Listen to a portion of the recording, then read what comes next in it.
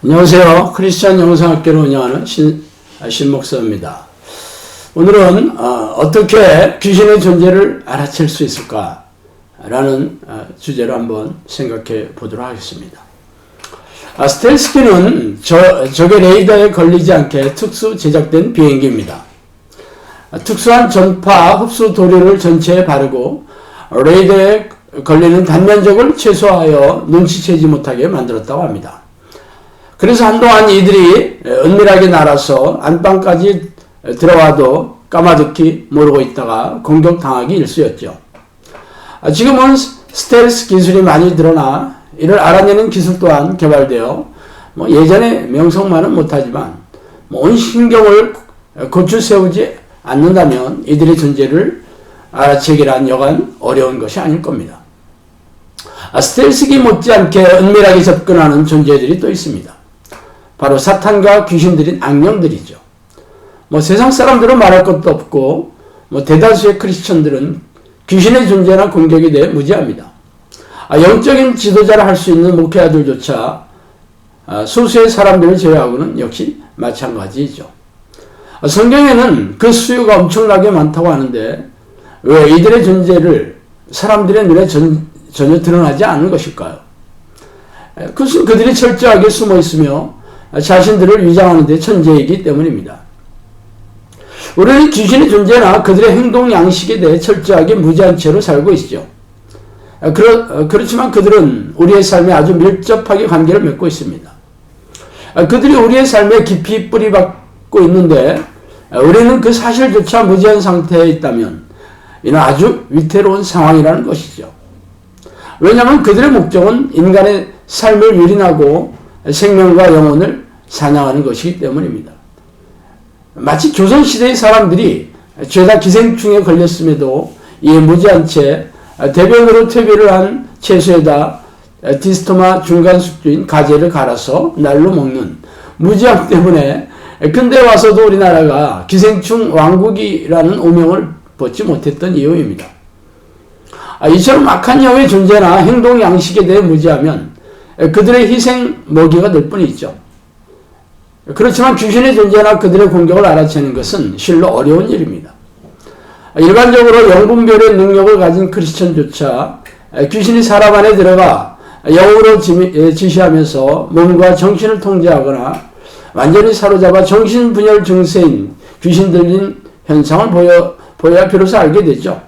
물론 그 귀신들이 몸에 침투하여 오랫동안 은밀하게 거주하고 있었던 게 분명합니다. 그렇지만 귀신들이 사람들의 몸에 침투하는 것은 식은 죽 먹기이죠. 성령이 내주하지 않는 사람이라면 어떤 제재도 없이 무사 통과하기 때문입니다. 귀신들이 사람들의 몸에 침투했다 하더라도 항상 공격에 성공하는 것은 아니지만 일단 몸에 들어간 귀신들은 은밀하게 붙어 있다가 자신들의 기회를 호시탐탐 노리고 있기 때문에 그렇지 않은 사람들에 비해 무척 위태로운 상황에 놓여 있습니다. 요한복음 1장 15절에는 그 빛이 어둠 속에서 비치니 어둠이 그 빛을 이기지 못하더라 라고 말씀하고 계시죠. 귀신들의 존재 의무를 가장 쉽게 알 수 있는 능력은 성령의 존재에서 비롯됩니다.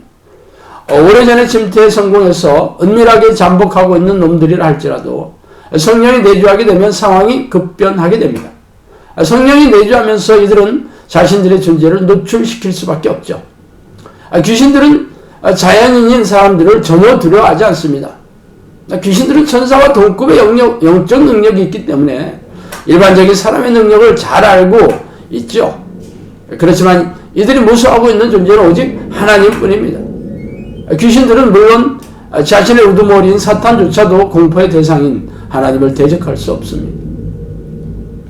저는 최근에 거대한 귀신 집단이 잠복하고 있는 사람들에게서 귀신들이 어떻게 그 존재를 드러나게 되었는지 아주 자세히 알 수 있게 되었습니다.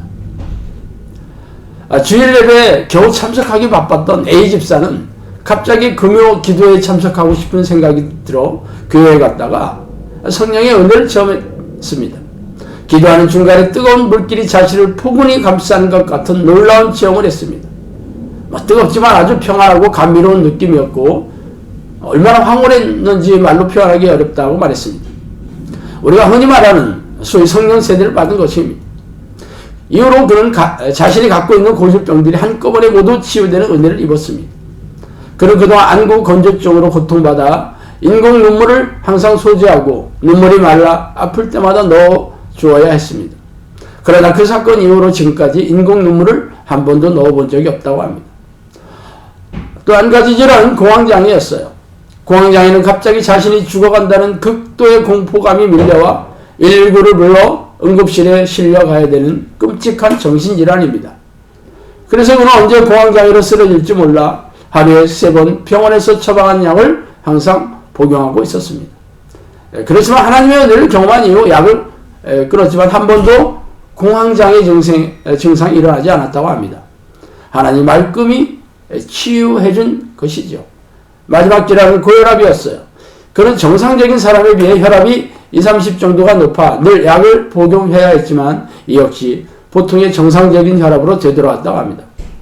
한 가지도 아니고 3가지 고질병이 일시적으로 완치된 경험으로 놀라워하며 하나님을 더욱 알고 싶어 했던 그는 잘 알고 지내던 자신 대학 동창 목회자에게 이런 은혜와 느낌을 계속 유지하려면 어떻게 하느냐고 조언을 구했습니다.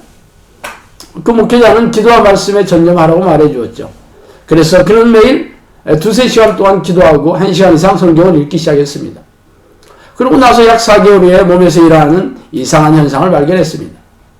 몸에 초능력이 생긴 듯 중력을 무시하는 놀라운 일이 벌어졌어요. 의자에 올라가는 것도 기계체조 선수처럼 가뿐히 날아서 올라가서는 의자의 3분의 1 부분만 앉아도 마치 접착제로 붙인 듯 움직이지 않았습니다. 그래서 그는 그동안 받은 하나님의 은혜의 일환으로 생각해서 하나님이 정말 대단한 분이시구나 하고 영광을 돌렸다고 합니다. 그런 현상은 몸에만 일어나는 게 아니었어요. 어떤 인격체가 영음으로 자신에게 말을 걸기 시작했습니다. 그는 당연히 그 인격체를 성령 하나님이라고 생각했죠. 그런데 그가 지시하는 말은 거룩한 성품의 소유자인 하나님과 거리가 멀었어요.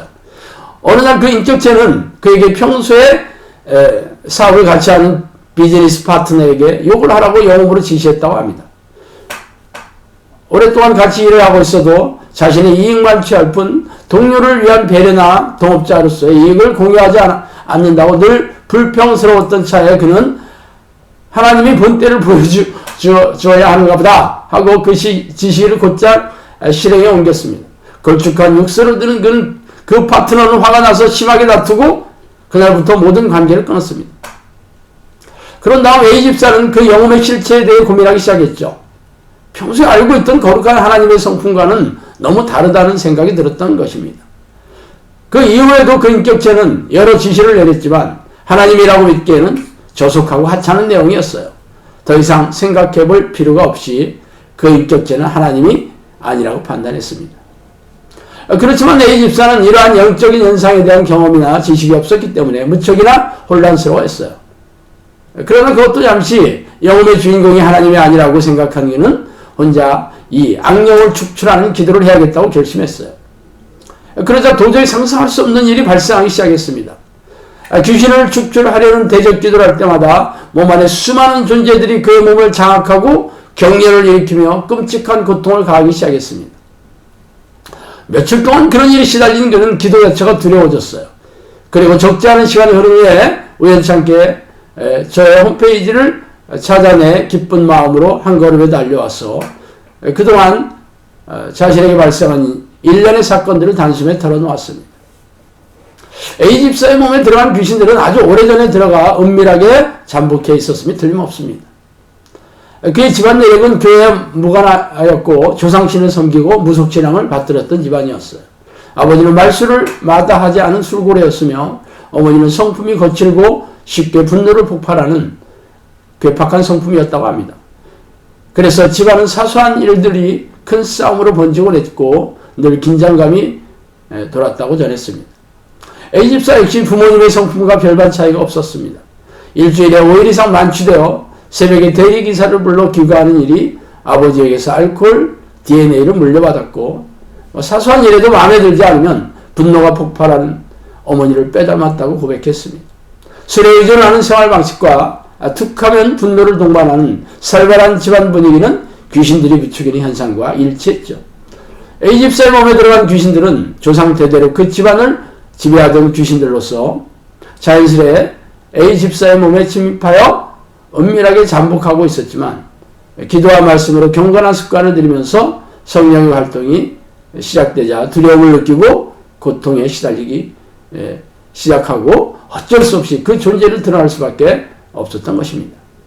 성령이 내주하지 않았다면 그 귀신들은 이전처럼 정신과 몸을 조종하고 공격하며 A 집사의 고통을 즐겼겠지만 성령이 내주하면서 상황은 달라졌죠. 아무리 은밀하게 잠복해 있던 귀신들이라 할지라도 성령이 들어가면 그 존재를 드러낼 수밖에 없습니다. 그렇지만 A 집사와 같은 경우는 흔치 않는 일입니다. 건강검진으로 조기에 암을 발견한 것과 같죠. 그렇지만 대부분의 경우는 귀신들의 공격이 진행되어 정신과 몸을 압박하고 사로잡을 때까지 지속되기 마련입니다. 이는 암이 말기로 진행되어 증세가 악화되어 병원에 가서 조직 검사를 한 후에 몸에 퍼진 암의 실체가 드러난 것과 같은 경우죠. 또한 성령이 내주하여 은밀하게 잠복해 있던 귀신들의 정체가 드러나거나 귀신들의 활발한 공격으로 생각과 행동을 지배하면서 그들의 정체를 밝혀지는 것은 보통 사람의 눈으로 알 수 없는 일입니다. 그렇지만 귀신이 생각을 통해 영음으로 지시하는 경우라면 일반인들도 그들의 정체를 알 수 있죠. 영음으로 지시하는 것은 정신과 의사들이 말하는 환청입니다. 물론 정신분열증의 증세로서 뇌 이상의 결과로 환청이 들릴 수도 있지만 귀신들이 넣어주는 영음과는 다릅니다. 제가 몇 년 전에 겪은 사건입니다. 평소에 정신병을 앓는 적도 없고 정신 이상의 징후를 나타낸 적도 없던 B 집사가 갑자기 미쳤다는 소식이 급하게 저에게 전해졌어요. 머리를 헤쳐 풀고 맨발로 아파트 주변을 밤새도록 돌아다니는 모습을 보고 주민들은 경악했죠. 112에 신고해서 경찰차가 왔지만 특별한 범죄 행위가 없었기에 가족에게 인계하고 돌아간 후에 다시 나와 그러한 행동을 반복해서 주민들을 공포에 몰아넣었습니다. 그녀가 사는 아파트 베란다에서 멀쩡한 집안 살림을 내던지기 시작했고 또 달려드는 기차에 뛰어들어 하마터면 목숨을 잃을 뻔하였고 택시를 타고 가다가 갑자기 뛰어내려 기사를 경악시키며 머리에 큰 상처를 입기도 했습니다. 그래서 저는 그 남편과 함께 종합병원 정신과에서 진찰을 받게 했습니다. 여러 검사 후에 정신분열 증상이며 중증으로 정신병원에 입원하여 10년 이상 치료를 받아야 한다는 결과가 나왔습니다. 그렇지만 하루 10만 원이 넘는 병원비는 임대아파트에 겨우 먹고 사는 가족에게 감당할 수가 없는 돈이었죠. 그래서 저는 이 비집사가 황당한 얘기를 해도 나름대로 어떤 즐거움을 가지고 있다는 것에 착안했어요. 만일 정신분열증 환자라면 그냥 이 얘기도 하고 저 얘기도 하다가 웃기도 하고 울기도 하고 아무런 내용 없는 이야기를 반복하면서 횡설수설하는데 이 비집사 이야기는 황당한 이야기는 했지만 일관성, 스토리가 있었어요. 그래서 저는 정신분열증이 아니라고 이게 아마 귀신 들린 현상으로 일찍 모른다 이렇게 생각이 들어서 제 아파트에 데려와 귀신을 축출하는 기도를 시작했죠. 이틀 기도한 후에 그 집사님은 온전한 정신으로 되돌아왔습니다. 귀신이 나은 것이죠. 그래서 자초지종을 물어봤어요. 그랬더니 그 집사님은 어떤 영적 존재가 자기 생각에 들어와서 자신을 하나님으로 소개하고 자신이 시키는 대로 하면 엄청난 축복을 받을 거라고 해서 하나님으로 믿고 시키는 대로 따라했을 뿐이라고 말하더라고요. 만약 이 비집사가 처음부터 자신의 상황을 정확하게 말했더라면 아마 아파트 전체를 공포에 빠뜨리며 곧 교통사고를 생명을 잃을 뻔한 그러한 교통사고 등의 위험한 사건도 벌어지지 않았을 겁니다. 귀신이 영으로 생각으로 넣어주면 자신의 정체를 드러내는 것이죠. 그렇지만 정신과 의사가 주장하는 대로 정신분열 증세인 환청도 있을 겁니다. 그렇지만 귀신이 말하는 투는 환청 증세와는 황당한 말을 하지만 일관성 있는 줄거리로 있는지 날카롭게 아마 관찰을 해봐야 될 것입니다. 저는 그 당시 귀신을 쫓아내는 사역의 초창기여서 귀신의 존재와 공격에 대한 아주 많은 지식이나 경험은 많이 없었지만 하나님께서 분별할 수 있는 그런 영적 능력을 주셔서 이렇게 악령의 소나기에 넘어가는 한 영혼을 하나님 앞에서 되찾을 수 있었습니다. 저희 주변에는 이렇게 돌아다니면서 헛소리를 하는, 소위 미쳤다는 사람들이 뭐 가끔씩 눈에 띕니다. 한 번은 주변 상가를 돌면서 자신이 미래의 대통령이 될 것이라고 소리치는 그런 한 여인도 보았습니다. 정신과에 들어가면 당연히 정신분열 환자라고 하겠지만 이러한 이의 경우는 귀신들이 생각을 점령하고 영음으로 지시하는 그러한 상태인 것이죠. 나중에 들으니까 그 여인이 교회 다니는 크리스천이라 교회 가서도 그렇게 얘기한다고 하더라고요. 그러나 아무도 귀신을 쫓아낼 엄두를 못 내고 있기에 거리를 활개치고 다니고 있습니다. 시간이 갈수록 귀신은 아마 그 여자의 정신과 몸을 장악하고 공격하여 폐인을 만들겠죠. 물론 영혼의 주인공인 자신이 귀신이라고 밝히는 법은 없습니다. 크리스천이라면 하나님이나 혹은 천사, 세상 사람이라면 조상이나 산신령, 천지신령, 이렇게 얘기하겠죠. 어쨌든 자신에게 어떤 인격체가 영음으로 악한 일을 조종하거나 지시하는 사건이 벌어지면 귀신이 잠복하여 공격하는 신으로 보면 틀림없습니다. 이런 경우는 기치 없이 귀신을 쫓아내야 되죠. 차일피일 미름에 방치하면 몸과 정신을 장악하여 자살을 유도하거나 정신질환을 일으키거나 폐인으로 몰아가기 때문에 위태롭게 짝이 없습니다. 또 귀신 들린 현상이 있어요. 귀신 들린 현상은 오래전에 귀신이 은밀하게 몸에 잠복하고 공격하여 몸과 마음을 완전히 장악하고 지배하는 상황을 말합니다. 보통 성령이 내주하지 않는 사람들의 경우는 귀신들이 아무런 제재를 받지 않고 몸에 잠입할 수 있습니다. 그래서 오랫동안 은신하며 틈을 노리죠. 귀신이 노리는 틈은 인격적인 부족함이나 탐욕, 본능 등을 교묘하게 부추기지. 이게 전부 죄예요. 그래서 이 죄를 증폭시키고 싸움, 음란, 불륜, 성폭행, 알코올 중독, 막성부채, 불면증, 우울증, 자살 충동, 이혼, 살인, 각종 범죄, 이런 아주 큰 죄를 짓게 하고 빠뜨리고 아주 삶을 고통에 수렁에 빠뜨리고 영혼을 사냥하고 아주 생명을 빼앗아버리죠. 그렇지만 신앙이 있고 의지가 강한 사람들은 이들의 유혹에 그렇게 쉽게 잘 넘어가지는 않습니다. 그렇지만 평소에 의지가 약하거나 오랜 질병으로 심신이 약해지거나 혹은 절제나 인내 등이 부족한 사람들은 귀신들의 조종이나 유혹을 거부하지 못하고 넘어갑니다. 이들이 쳐놓은 덫에 걸려들게 되는 거죠. 그래서 점진적으로 정신과 육체를 장악하여 꼼짝 못하게 된 상황을 말합니다. 성경에는 이러한 현상을 다양하게 기록하고 있죠. 거라사 지방에 귀신 들린 사람은 무덤 사이에서 벌거벗고 소리지며 묶어놓은 쇠사슬을 끌는 등 광기를 보여주고 있습니다.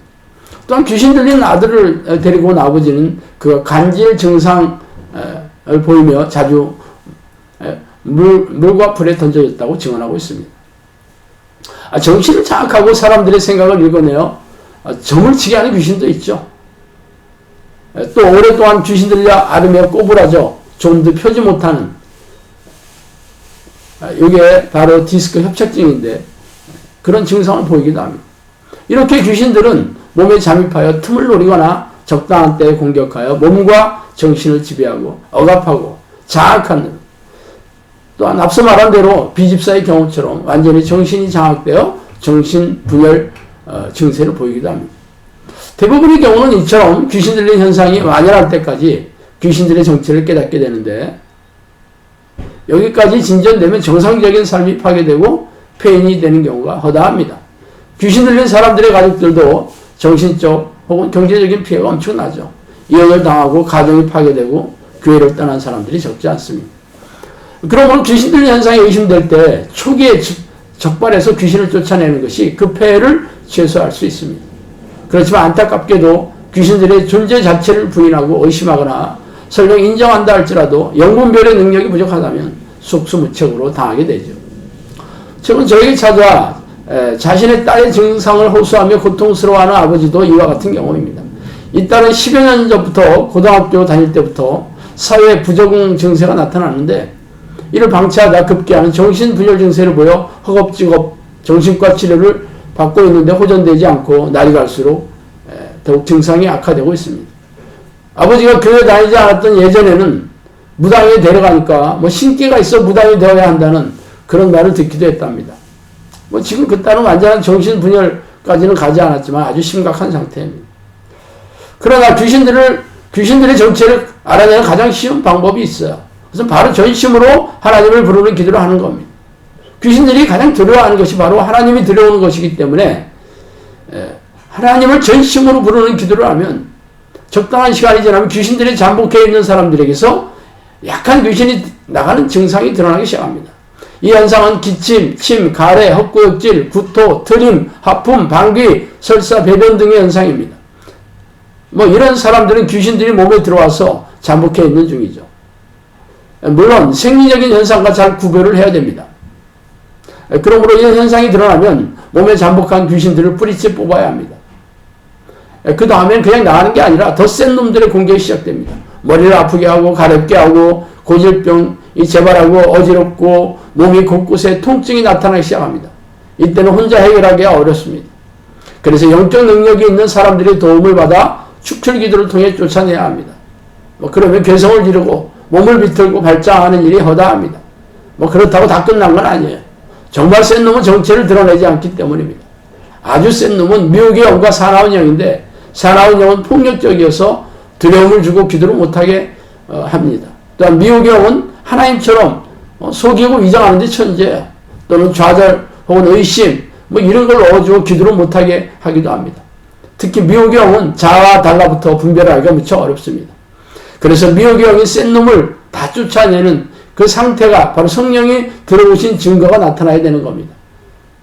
그러므로 귀신들과 피 터지게 싸워 쫓아내지 않으면 이 땅에서 지옥을 경험하다 이 땅을 떠나면 지옥의 불에 던져지게 될 것입니다. 오늘은 여기까지 하겠습니다. 감사합니다.